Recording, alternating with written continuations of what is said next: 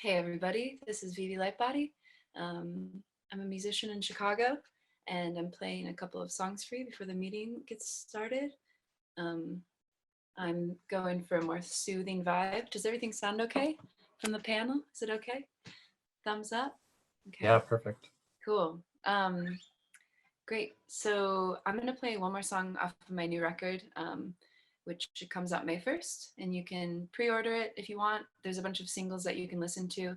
I know that the links were sent out in the email that you all received, but any support, either streaming or if you order the record, they look like this. I have one next to me.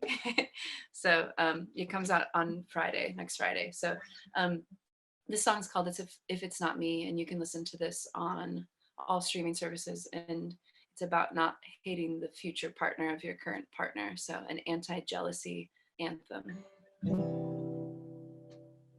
What's her name? Oh. What's her name? Does she even have a face?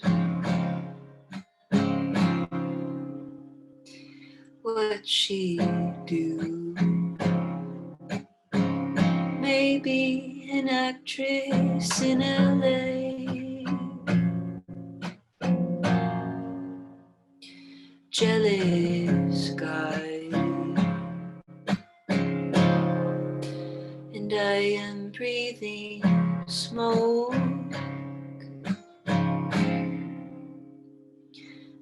Suffocating on the fire. Getting mileage on desire. The air makes it choke. And I am not afraid of her. And she doesn't know me. And I am not in danger. I consider myself free.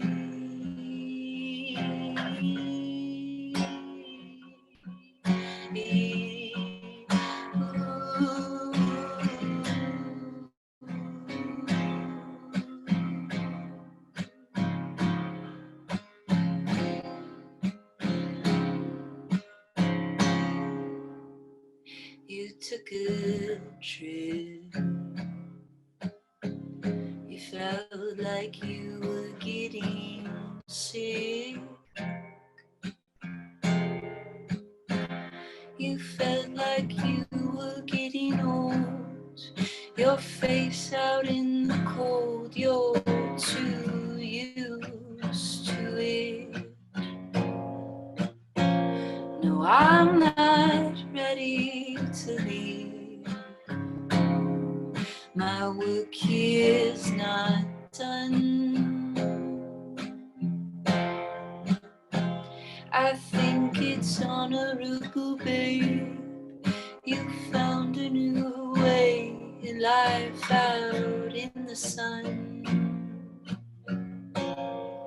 And I am not afraid of her. And she doesn't know me. And I am not in danger. I consider myself free.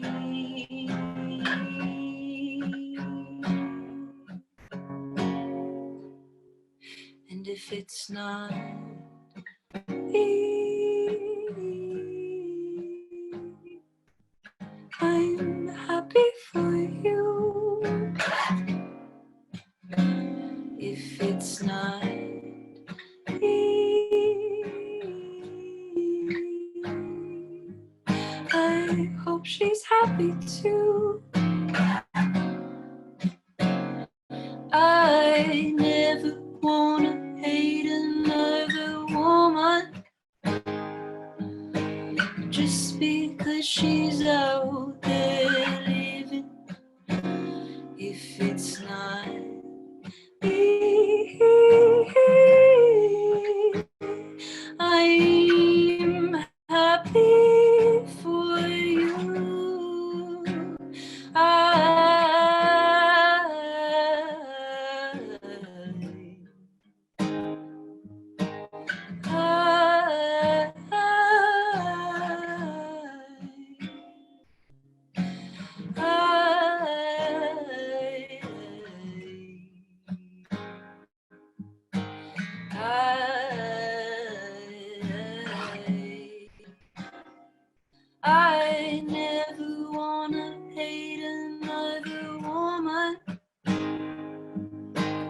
just because she accidentally saw you on the street. It happened to me.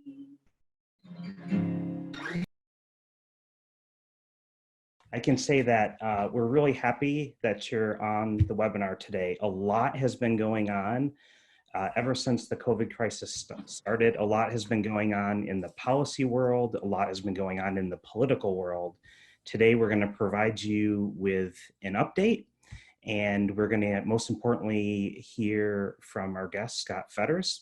I'm going to provide, before I hand it over to Chris, I'm going to provide a very brief update on what's happening with some of the federal programs. A lot is happening, and it's a very fast-moving train, including a vote that could be, I have C-SPAN on it, but it could be taking place this afternoon, hopefully this afternoon. So Demi, I'm going to quickly share my screen and bring up a PowerPoint here. So let me know if it comes through.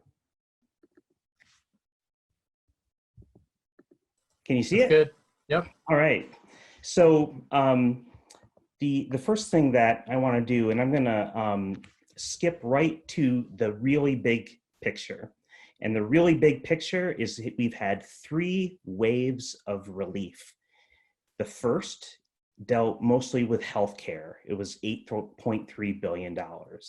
But the second is one that began to bring relief to small businesses, including independent contractors.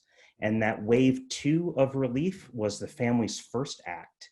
What it does is it expands family leave and it mandates sick leave for workers who are impacted by this crisis. And that expanded family leave and the paid sick leave is also something that self-employed people can take and then receive an income tax credit to cover that cost. And nonprofits can do the same, but they get a payroll tax credit. So that was wave 2. And the wave you probably heard the most about, or the phase of relief you probably heard the most about, was the biggest package. It was the CARES Act, a $2 trillion package that provided several forms of really important relief. We have discussed that relief in the past in 2 webinars. We had one focused on unemployment, one focused on small business. I'm just going to run, because we have a lot of new people on the webinar, through the 4 main parts of the CARES Act and how they might affect you as an independent contractor. And then I'll give you a quick update. So there's direct payments to individuals of $1,200 per individual if you're below a certain income threshold. Some of you may have received that already. I know some people have not. There's expanded unemployment benefits, and that includes expansion to quote unquote gig workers or self-employed individuals who usually do not qualify for unemployment. And then also billions of dollars, we're not using the word millions anymore, we're using billions and trillions, billions of dollars in loans to small businesses. That includes creative small businesses, and that includes people who are self-employed or sole proprietors. And those loans take the form of what's called the Paycheck Protection Program loans and what they call the Economic Injury Disaster loans. Both those are ones that you may qualify for, but they're first come, first served. And we have seen a massive rush to get those, so much so that the money ran out in 13 days, even though it was in the billions of dollars. And then in addition to direct payments and unemployment and small business loans, the CARES Act provided $75 million to the NEA, about 40% of that, which will go to the states, including the Illinois Arts Council Agency, for disbursement. So 3 big waves, almost all of them that has an avenue of relief for self-employed people, even though those avenues are oftentimes limited. And speaking of limited, what happened is we got to a phase 3.5. And what happened was the money, as many of you know who are still waiting for PPP loans, the money was spent. The program, which provides very low interest loans and forgivable loans to small businesses, ran out of money. There was a burn rate of $50 billion a day. The need was so high, so many independent contractors, so many small businesses in desperate need and applying for this that they ran out of money. And so pressure was then appropriately put on Congress to provide additional funding. And the Senate earlier this week, yesterday, time goes by so quickly, did vote for additional money to basically fill back up the Paycheck Protection coffers. So if you are someone who's waiting for one of those loans and you've been told that the money is no longer there, if the House of Representatives, the US House of Representatives, does what they're expected to do today, and that is approve the Senate vote, there will be approximately $370 billion for small business loan programs, provided that Trump signs the bill, which he's expected to do. Most of that money is going to go into the program the way the program's been built. And we at the Alliance have stated some of our equity concerns about that a first come, first serve doesn't always help the businesses that are affected most. But there is one bright spot, I think, in this bill, an extension of the Paycheck Protection Program. And that bright spot is it does set aside $60 billion for loans through smaller institutions. You've probably heard that a lot of the bigger businesses that fall just below the eligibility or through loopholes have worked through big banks to get to the front of the line.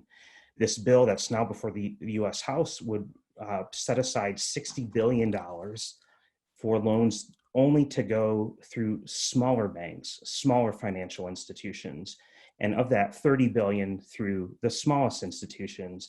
And they define those, and after this is done, we'll send out to anyone who's interested more information on these types of financial institutions, but through institutions such as what they call minority depository institutions. And that is something that's defined by the federal government as a financial institution where 51% or more of the voting stock is owned by minorities, and minorities is the word that's used by the federal government.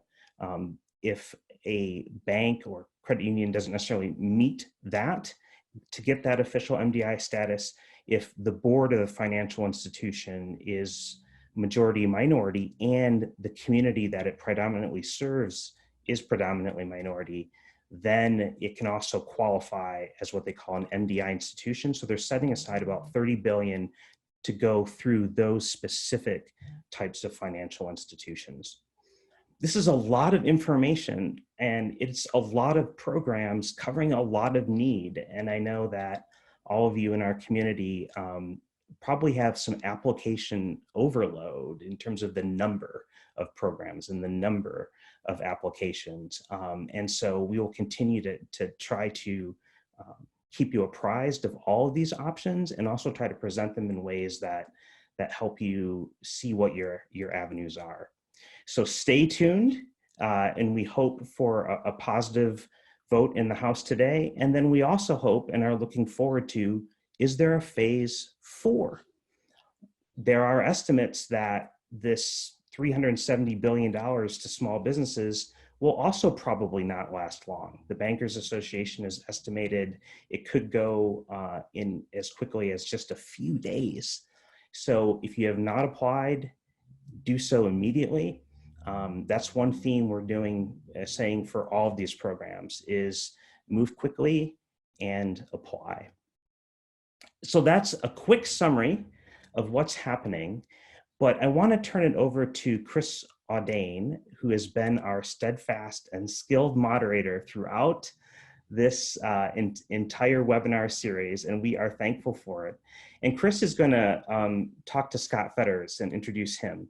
So we're going to take a little broader look, moving beyond the public programs, take a look at more of the business climate, the business sector, and then afterwards at the end, we'll have some more questions. So take it away, Chris.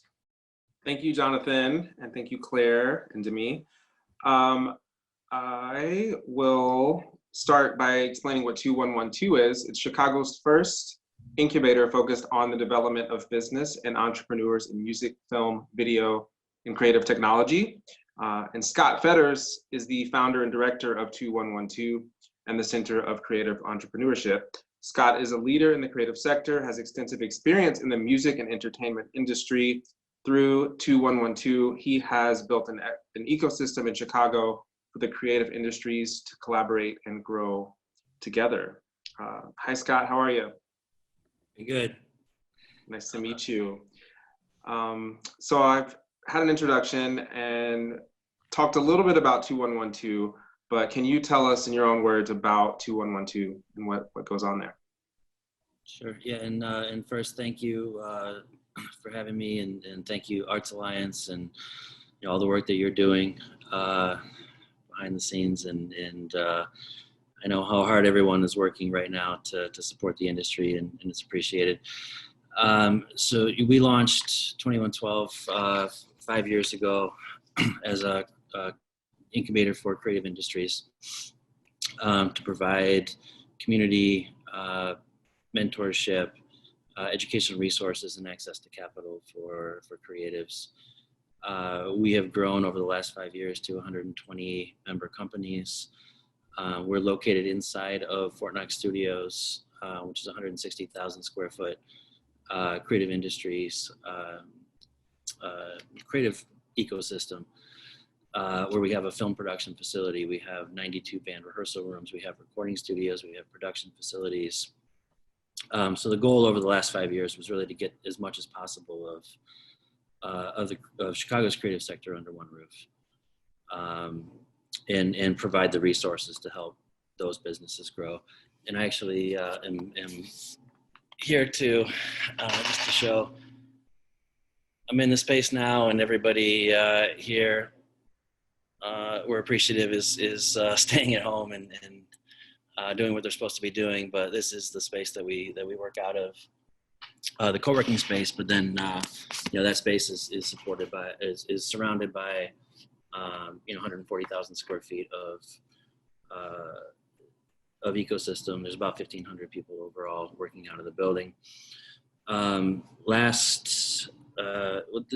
This January, and with the support of Arts Alliance, we launched the Center for Creative Entrepreneurship, and the goal there really was to take what we were doing with the educational resources that we're providing, and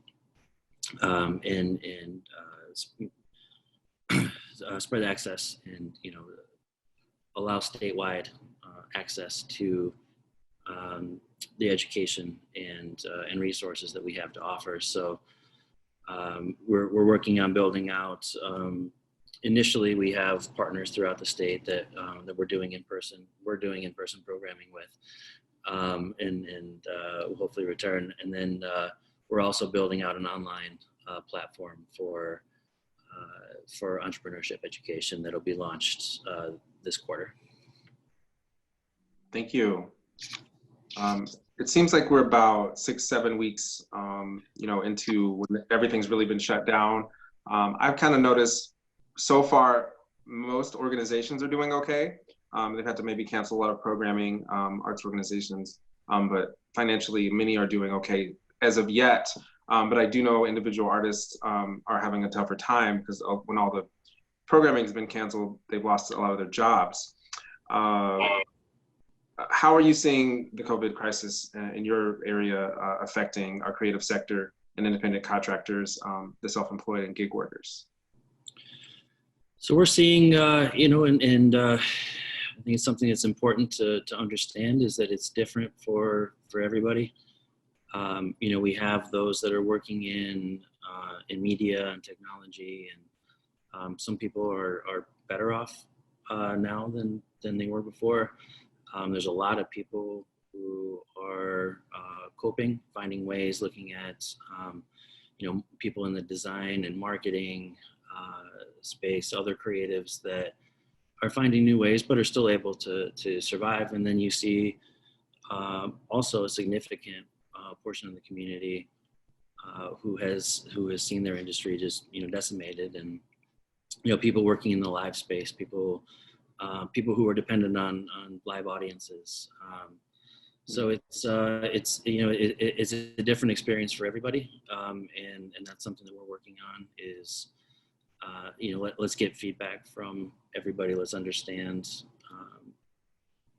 kind of the impact on each aspect of the industry, and focus on immediately the people who need help in the immediate future, but then look at the long-term strategy for the industry at the same time. Great. Could you maybe speak a little bit about some business factors creative sector contractors and self-employed could keep in mind to survive kind of some of the immediate fallout of what's occurring? Yeah, so I think there's a couple things, and I think Arts Alliance, NEA has a great list of resources. There's a number of resources I think that have been addressed in the short term to help people during the lockdown, during during the stay-at-home order. I think what we're looking at is what's the next step, because there are resources out there, but the things that people are applying for and the support that they will get from those resources will take them through hopefully the lockdown order and shortly thereafter.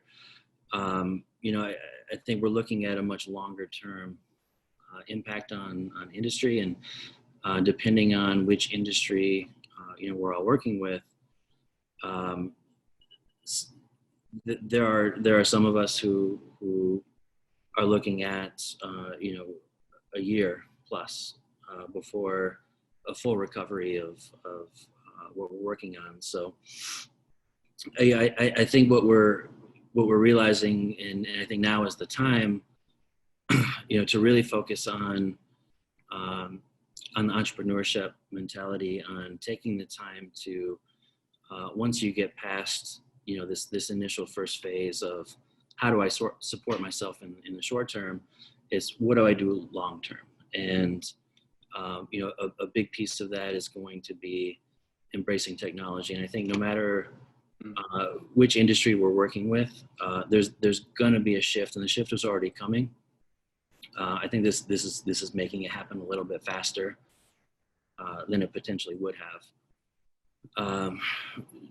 So, when we talk about embracing technology, it's the basics of making sure you have your online your presence. Looking at streaming opportunities, looking at different things, but also looking at how are you going to monetize that? There's a lot of people that are going out and saying, well, I'm just going to take everything and shift it virtually, do the virtual tip jar. That works very well as a short-term strategy. So there needs to be a shift on, what is the long-term strategy and what does that look like for the long term. And I think it all comes down to really a shift to an entrepreneurial mindset for creatives, and as simple as thinking yourself as a business. And to sit back right now and to say, I'm going to wait for all of this to end. I'm going to apply for these grants, and then things are going to get back to normal. And then, the reality is, once things return to normal, there's still going to be a shift, and there's still going to be a delay, and there still needs to be other, ways to generate revenue and to support yourself. So thinking of yourself as a business, and that's everything from your online presence to, marketing yourself, having legal in place, having, developing a short and long-term strategy for yourself the same way that you would as a business, is very important right now. Thank you. That's really good advice. And I've definitely begun to see how important, and everyone has seen how important having an online presence is, and using technology to support your practice. Are there any other areas or suggestions for artists how they can position themselves better, you know, both right now perhaps, and then thinking about it in the long term. And, you know, we don't know what the new normal will be, but yeah. Great. Yeah, no, and it's something that's changing every day, and there's not necessarily a good answer for it. I think the most important thing is, though, to not sit back and wait and wait for that new normal to arrive and say I'm covered for the next 2 months, and so I'm gonna sit and wait. And there are people too. I mean, depending on industry, I guess it goes back to you know, the assessment of where you are as a creative and what industry you're working with. And there are some people who honestly, as soon as the restrictions are lifted, things will return to a degree to normal. There's others that you have to plan on. It's going to be a year and a half, potentially much longer, that for things to fully return to normal.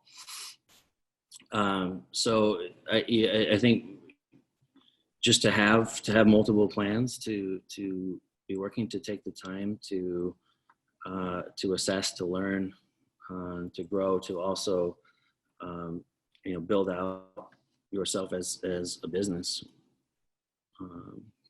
is a huge opportunity right now. Right. Does 2112 provide any support for online and technological support to help individuals? So we do, yeah. And 2112, you know, previously had been focused, you know, just on our member community. With the addition of the Center for Creative Entrepreneurship and you know, just our vision of supporting creatives in general through 2112 at the moment, all of our programming is available for free. So not only have we made all 2112 programming available free online, and I'm gonna create a list that that'll be sent out with a recap of this event, with links to other resources, to all of our resources. But we're providing all of our educational programming for free. We're also, through the CCE, aggregating all the resources that we're aware of throughout the region. And so if you go to CCE's website right now, and again, I'll share all of that, you can find there's multiple workshops a day. Anything that you can imagine that you need help with, we're providing those resources. Anything that you don't see online, we encourage you to contact us, and we're happy to help as well. Awesome. Thank you for providing that service and for, you know, joining today and letting people know about it. Because I bet a lot of people aren't so familiar, and they're already more familiar. And one other last kind of general question: is there anything else that you've seen over the last few weeks, you know, that you can share that might help folks who are having some trouble, or any general advice?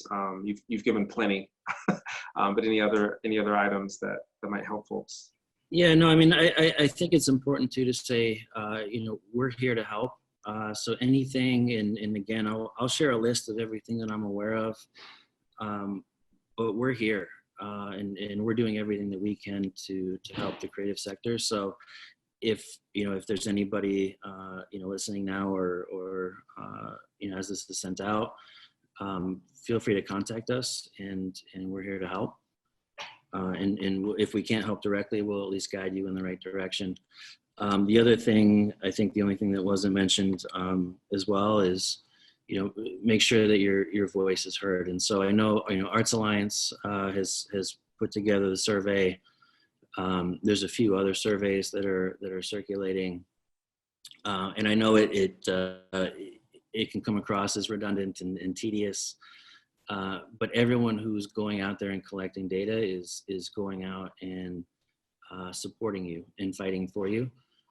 So the more that you can share your info, that you can let everybody know what's happening to you, the more that we can go out and fight for you and make sure that we have the representation that we need at the state level, at the national level. to make sure that independent contractors and make sure that creatives in particular have the support that they need as new support is being released. Right, well said. Thank you so much, Scott, for all that information and for all that you're doing at 2112. Thank you. All right, we are now going to bring Jonathan Vanderbroek back so we can answer some of the questions that have come in. And we'll do our best to make sure that we get to everyone. Yeah. Let's see here. Thanks, Scott. Thank you. Yeah, appreciate it. This is from someone, the question about unemployment. I applied for unemployment for loss of W-2 wage income. Do you know if it is possible for someone to update their income with IDES to take both wage income and self-employment income into account, or is it better to cancel even after approved or apply twice? Well, we've had a lot of questions on unemployment, which is understandable. And the first thing I need to say, and the question answered is a good one, is to acknowledge the frustration that exists with the system. The current system, the system before the COVID crisis, was not and never prepared to handle this amount. When they expanded coverage to gig and workers and self-employed, which they should have done, and we're glad they did, the system was not prepared for that. In fact, there was no system. And so what's happened is the state, and this sucks, the state has had to make a new system to handle the gig worker, independent contractor, self-employed applications. And what that means is that gig workers have to wait. And until that new system is made. That new system is supposed to go online May 11. And that's what we've been told. We've been told that a new call center has been set up. But as of now, we don't have any additional information. We will keep fighting to move that time period up as much as we can. We have been in contact with IDES staff, and it's our hope to have one of them available perhaps on a future webinar to somehow stream questions to them and to do all that we can to assist you. But it will require waiting until May 11. Now, what IDES has said, and we have actually a little short video we can show towards the end that kind of summarizes this whole big situation on a broad scale. But what IDES is telling people to do, if you are a self-employed person, to apply for regular unemployment, at which case two things will happen. One, you may be found to be an employee. That could be a surprise, in which case you will get coverage. Or two, if you're rejected, that will show that you cannot get regular unemployment, which showing that is a prerequisite for getting the self-employed, what they call PUA. And that's the unemployment benefits for gig workers. So it is a frustrating system. People should not have to wait, but that's where we are right now, and we'll push as much as we can on your behalf.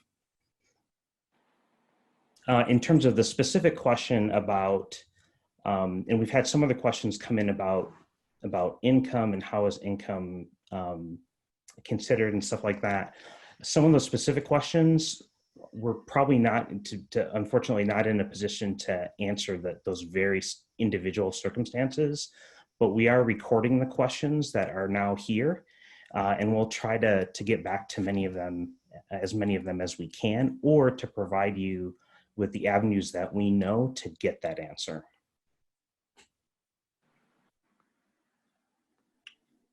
Thank you.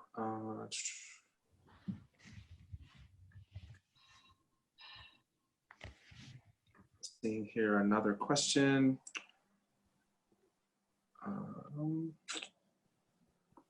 While you're looking, I will add one thing, and that is, if you're self-employed, you're in a really unique situation that this legislation doesn't really parse out very well, because you can take one route to go for a small business loan through a Paycheck Protection Program loan, for example. You can also go the other route, right? And go through for unemployment in terms of gig worker. Honestly, we have not gotten a lot of clarity. I've heard from multiple sources about which route you should take and how you should include income. And so we're seeking to get clarity on that, even though it's been kind of an application process in terms of number of processes overload. We are encouraging people to go for both right now because the Department of Labor has not been clear in what its guidance is.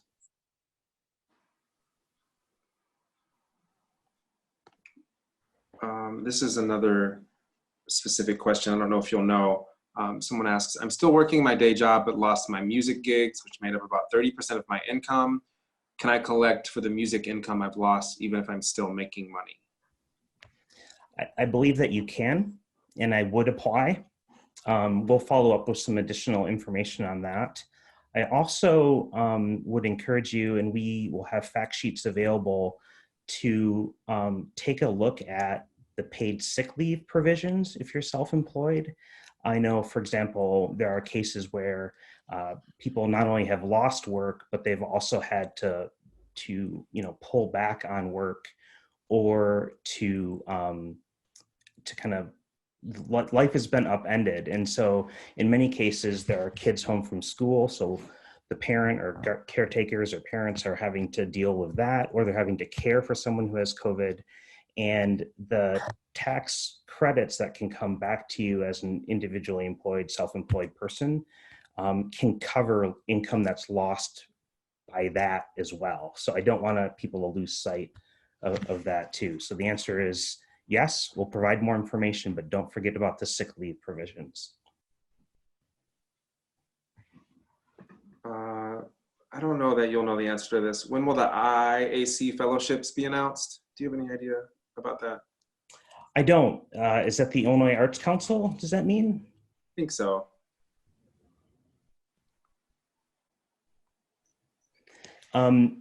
There was one question that I don't know the exact answer to, but I'll try to point the way to the right answer, which is what we'll always try to do. And it was, do I declare the salary that you pay yourself, even though that's pre-COVID, or the whole cost of the freelance job? That I'm not entirely sure. I think that you're referring to the Paycheck Protection Program, and that application should walk you through that. I believe that looks at those overall numbers, but I've noted that on my screen, and we'll seek to provide an answer on that too. The thing with the PPP loan is that unlike the economic injury disaster loan, the PPP loan goes entirely through the bank. You have to work with a lender in order to do that. And so the lenders who are living and breathing this every day are going to be your best source of an answer with respect to specific questions or specific documents that you provide. In order for the PPP loan to be forgivable and to try to make that getting out the money faster and be done more quickly, you kind of certify up front that you're going to commit and meet to the terms of the loan. And then on the back end is when you document that you've met the requirements, and at that point the loan will be forgiven. So that's done more on the back end. But again, it's very important to work closely with your individual bank. All right, I'm gonna read this one. You may not know the answer, but it'll be a good place to hear some of the confusion that's going on. This is from Scott. I applied for unemployment to get denied. When answering if I was self-employed, it brought me to a page where it asked me to fill in my employers, but I'm self-employed, so don't have employers. Is there any guidance on how to answer that question? I want to make sure IDES doesn't think my contracts I have are employers. Yeah, and again, that's a situation where the new system that can ask the right questions of gig workers is not set up. So they're having you go through the current system, and that system doesn't ask the right questions. So for there, I think the answer is to do the best that you can. And like I said, we'll seek to have IDES on hopefully we'll see at the next webinar. I just talked to them to get some more specific answers on that. Again, I wish we had more specifics on this, but a lot of this is a system that isn't prepared for this. And we can't really justify that. It's a matter of we'll try to get you the information we can as fast as we can and advocate that these things be corrected and streamlined and moved forward faster. This is a comment someone's added, and it seems like it's some helpful feedback. PPP loans for independent contractors are based on net income, line 31, from Schedule C of your 2019 taxes, even if not filed yet, not based on gross for independent contractors per SBA, small business.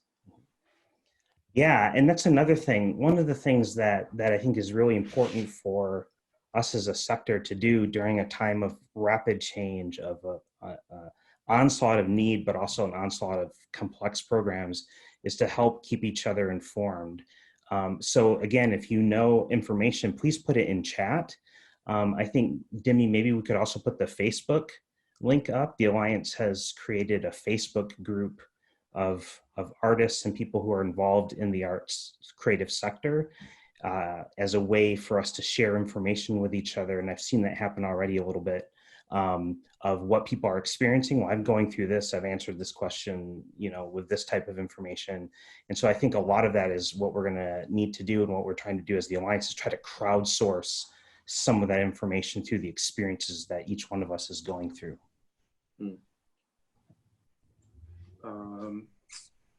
So another comment, finding a bank for PPP can be hard. Many require business checking account relationship. If you do not have that, PayPal and some credit cards, American Express, for instance, are providing PPP options. Yeah. Thanks for that, Margaret. That's a good point. That's a great point. We also have links. The Small Business Administration, we can provide those in the follow-up information. The Small Business Administration has a what they call kind of a bank locator that enables you to find kind of a PPP ready bank near you. There are also, through the Department of Commerce and Economic Opportunity, DCO, there are other more local kind of business development support centers, and ones that focus on women-owned businesses, ones that focus also on minority-owned businesses. And we have links to those centers where you can find the closest one to you. They can also help you connect with a PP bank if you're having trouble. And Scott, I know that you guys have a ton of resources, but just overall too. So we'll include those in what we send out to people. Yeah, and it's just a comment, kabbage.com is another resource, kabbage.com. And you don't need to be a customer. Thank you, Chris, good name. Do you know, Jonathan, if someone has applied for unemployment before the new system opens on May 11th, if they should apply again? I think if you have applied for regular unemployment, even if it was before, we'll find the exact answer to that. I would not apply again. I would take that as the rejection. And then, and I'm answering this question assuming that this is an independent contractor, a self-employed person, then I would apply under the new system when it opens on May 11. Yeah, so they're saying, even though they've applied already and they haven't heard back, you're saying they maybe should apply again? No, I would say not. And it looks like, are they a freelance? If you're a freelancer and you have already applied for regular unemployment and you've either been rejected or you haven't heard back yet, I would not apply for regular employment again. However, I would apply for the new gig worker unemployment when that system opens up in May 11. And again, we'll confirm that. I think the general message is, during this really difficult time, and particularly when a lot of the programs don't seem to necessarily be coordinating with each other, or they're getting at different pieces of the puzzle. The general message that we've received from DCEO, from the state, even from federal officials, is to go ahead and apply. Don't apply twice for the same thing. Someone asked about applying through 2 different banks for a PPP loan. I wouldn't recommend that. But the general message is to put your hat in the ring, to err on that side. Yeah, I think that encompassed a few of the people's questions about that. So thank you. I should also say that we have available an FAQ through the Facebook group, but I think we can also send it out after this on that's specific to Illinois, resources that are available to small businesses, and it's an FAQ on the PPP loans. It's a simple FAQ on the economic injury disaster loans, and don't forget as well, there are, these are federal programs, but there are also more localized programs that might be available to small businesses. And that would include 2 of them that are particular to downstate, the Downstate Stabilization Fund, and another one. So we have an FAQ that we can provide that gives a summary of all those and who they're intended for. Chicago also has one as well, and our FAQ summarizes that too. Okay, one more, and it's more theoretical, and it might be something Arts Alliance thinks about in its advocacy moving forward. What ways can we rethink contract and freelance work so that self-employed and freelance work can be more financially stable in the future? Do you see the nature of taxes / unemployment, et cetera, changing for freelancers in the future? I can answer the last part of that, and then Scott, can I hand it over to you for the bigger part? Yep. I think one of the perspectives that we as the Alliance are doing is not only how do we advocate for immediate relief, but also how do we advocate for longer relief, and then how do we advocate and get systemic change. Gig workers are vital to our sector, they're vital to our nation, and making sure that they have the benefits they need is important. So there is a phrase, and I use it hesitantly, but I kind of see where it comes from, of kind of never waste a crisis, in the sense of when there's a crisis time, in addition to just kind of making it through the crisis, to also see where the changes that can be made to get through a crisis can become the foundation for the long-term changes that need to happen to benefit our sector and the creative part of our society as a whole. So I think the point you bring up is great, and that we will seek to extend some of these benefits into permanent ones in ways that can benefit our community. That's something that we're obligated to do. But in terms of I don't know if you want to repeat the first part of the question, Chris, and I can hand it over to you, Scott.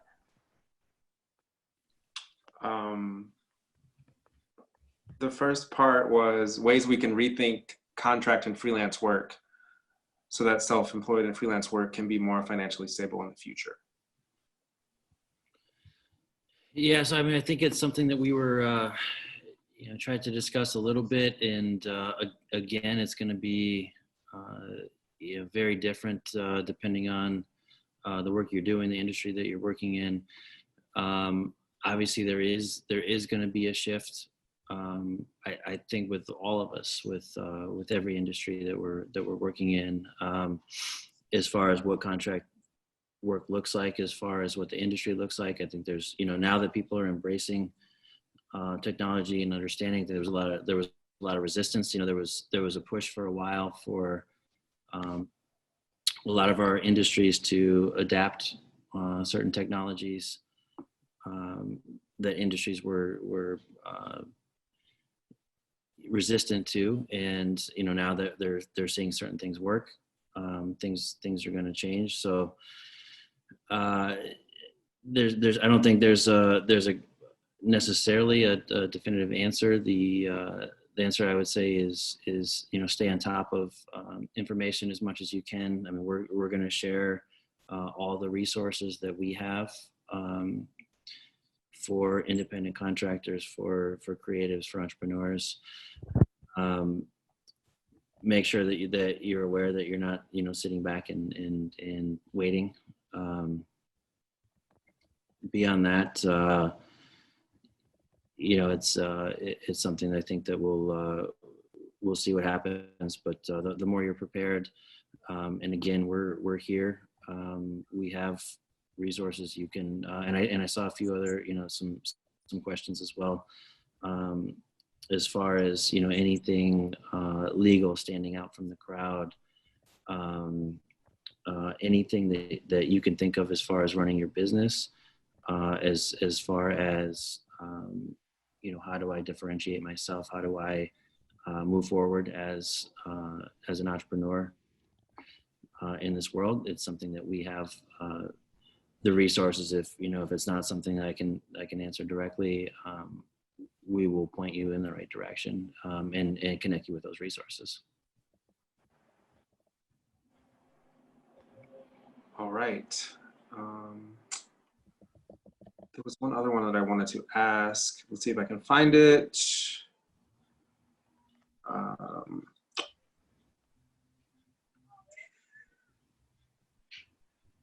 I do not see the one. Maybe it's gone. That's all the questions I think that we can answer today. Thanks, folks, and hang in there. Yeah, as we, Demi, I'm actually going to hand it back to you to see if there's any other logistical things to take into account before we wrap up. No, I know, Chris, you need to head off to another meeting, but Jonathan and Scott, if you're open to it, we can stick around to answer a few more questions. Does that sound okay with you guys? Yep. Yeah. Okay. Yeah, well, Chris, thanks so much for joining us today. Yeah, take care. Glad to be here. Yeah, thanks. Great, and we want to be respectful of your time, so if you need to jump off right now, obviously please do. Thank you for joining us today. As Jonathan and Claire both said, the Alliance is here for you. We're fighting for you. We're trying to clarify these things as best we can. We're sorry we can't provide all of the answers, but anything that we can't answer today, we're going to follow up with you either personally or in any kind of resource that we share in the coming weeks. Scott, I saw a question on here about 2112 that I wanted to send your way. To the 2112 point about entrepreneurship, what about oversaturation in entrepreneurial spaces? Everyone is trying to stream their art and monetize digitally. How can you make yourself stand out when everybody is scrambling and the general population may not be able to support or isn't interested in the art you create? Yeah, no, I think that's important, and that's what I was, I think, alluding to on the last comment on something that we do have resources for. But to that question directly, there's always opportunities to stand out, and I think the more that we're moving towards a new normal with the industry, there is going to be competition, and there are a lot of people who are going. The immediate response you see with a lot of artists. You see musicians going online and doing the online tip jars. You see a lot of GoFundMes. You see a lot of short-term solutions to the problem. I think there's no question there's going to be burnout on support from all of those things, and people are going to initially support the artists that they're fans of, and that's one of those strategies that gets you through the lockdown. It's moving forward as things start to come back. How do you generate revenue? How do you monetize your work? And there's a lot of different ways to do it. It's something that we're going to continue to share information on, share workshops on, different avenues to do that.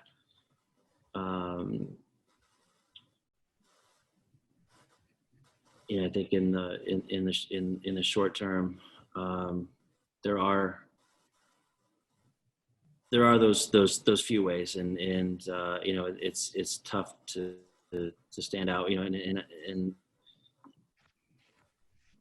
people aren't necessarily monetizing. You know, I think there's right now there's a lot of people who are just trying to get their work out there and stay relevant. And I think that's where the oversaturation is. Everybody go online and everybody do the same thing. We're working on, and there's actually a hackathon that we're participating in called Next Stage Challenge, which launches May 1st, where we're looking at how do people actually create good quality content, and how do you monetize when you're looking at working from home, when you're an artist who has been affected by this. So I would say the answer is, you know, a lot more to come. I mean, in general, as an entrepreneur, as with any business, you have to find a way to differentiate, to stand out from the crowd. Yes, there's oversaturation, but there's always an angle. There's always a way. You know, Martin Atkins, I think, is presenting some unbelievable content right now on how to stand out from the crowd. There's a few others that we have, and we'll continue to create programming to address that. Cool. Thanks, Scott. Yeah, and I would co-sign, you know, checking out 2112's and the Center for Creative Entrepreneurship's videos. I've been seeing them all over social media, and they've been like really helpful, especially like the bite-sized versions of them. I want to pivot back to the unemployment, because I know a lot of you still have questions for that. We do have a masterpiece video that I'd like to try sharing in a couple of minutes that Jonathan created using his child's Legos. But I want to, Jonathan, real quick, just this question from Ahovani. Do you have any idea if this new system that should be up on May 11th is meant for people who have only for freelancers, or for freelancers who qualify for unemployment for a part-time job can use this new system? That I don't know. I believe that the answer is yes, that if I mean, I think that's another case. I mean, again, it's not like this or that. We're in a world where people are an employee and they're self-employed. And I think that's actually another, really, I know we said this a couple times and you'll hear it again on the video, but another reason to apply for the regular and then for the other. Because you could be deemed, I mean, I do know of people who were under the impression that they did not have employee status, and they did learn differently. But yeah, I would go both. And there's, can I sneak another quick answer in? Yeah. I did see someone did ask, and I'm not sure I'm reading it correctly, so we'll take provide some follow-up information too. But the question was about the PPP loan and the PPP loan. Saying PPP many times is becoming, I'm getting a little better at it, but the PPP is tough to say. But when you're considering payroll costs for that loan program, health insurance benefits are considered payroll. So if you're looking at what it can go for, or you know what's considered towards the forgivable part, it's salaries, it's wages, but it also includes employee benefits, and that could be, you know, vacation, that could be family, medical, sick leave. That does include. And what I was also seeing too, I was pulling up some of my notes. It says that according to the Treasury, for the sole proprietor or an independent contractor, payroll is going to equal wages, commissions, income, or net earnings from self-employment, but it is capped at $100,000 on an annualized basis. You know, there are small businesses that have employees that earn above 100,000. For the PPP program, the amount of payroll that's above that 100,000 for that employee does not count towards the payroll cost requirement for forgivability of the loan. And so they're simply carrying that over to a PPP loan terms that apply to a self-employed person. Yeah, thanks for answering that, Jonathan. So there's about 50 people with us still, and you're in for a real treat here, as long as we can get the technical difficulty or the technical side of this worked out. I'm gonna try and share my screen to show this video clip with you momentarily. All right, so we're gonna see, Jonathan, you might need to tell me if the sound on this actually works. Hi, Illinois Creative Sector. This is Jonathan Vandenberg with Arts Alliance, Illinois. I'm down in my basement work area, and if I'm surrounded by anything, it's my kids' Lego. And we've gotten a lot of questions about unemployment, the creative sector, and gig workers, independent contractors. So here goes an explanation as best I can, really low budget, of the situation. Here it goes. Illinois' unemployment system is being flooded right now with people who've lost their work because of the COVID crisis. Illinois' unemployment system is open to W-2 workers, and they're in line right now. But the system is not normally open to a whole group of vital workers known as gig workers or freelancers. Get it? But the unemployment system was recently expanded to include gig workers, expanded by Congress and the CARES Act. The only problem is the system is not made up for them. And the state of Illinois has to set up a whole new system to deal with gig workers. Here's the problem. That system is not set up yet because it's brand new. And it won't be set up until May 11. So what is a freelancer supposed to do? Well, what IDES, the Illinois Department of Employment Security, is recommending is that freelancers, contract workers, self-employed, that, yes, unfortunately, they get in line through the computer for regular unemployment benefits, and that they apply. Number one, you could be surprised. You might actually be considered an employee in some cases and receive benefits. However, if you're not, and the door is closed, then you've at least shown that you're not eligible for this type. And so when the gig worker benefits, our system is available, you can get in line with everyone else to apply for that system, but you will already have done the job of showing that you're not eligible for this. So what we recommend is apply now, but here's the tough part. Each step of this process to get into the regular unemployment, ask questions that deal with W-2 workers, not contract workers. So we're finding a lot of people who are going through the process and they're getting to steps that they're like, I don't know how to answer that. So we're gonna work on that. We'll do our best. But until then, hang tight. We'll keep you updated because we know that you freelancers are really superheroes, and we're gonna do our best to get rid of the dragons that are causing you problems. Hang in there. Stay tuned for more information. All right, yeah. As you can see, that is my favorite video of all time. Jonathan, do you want to just underscore kind of what we described there in that video about applying for the first thing and then waiting for the system to open up on May 11th?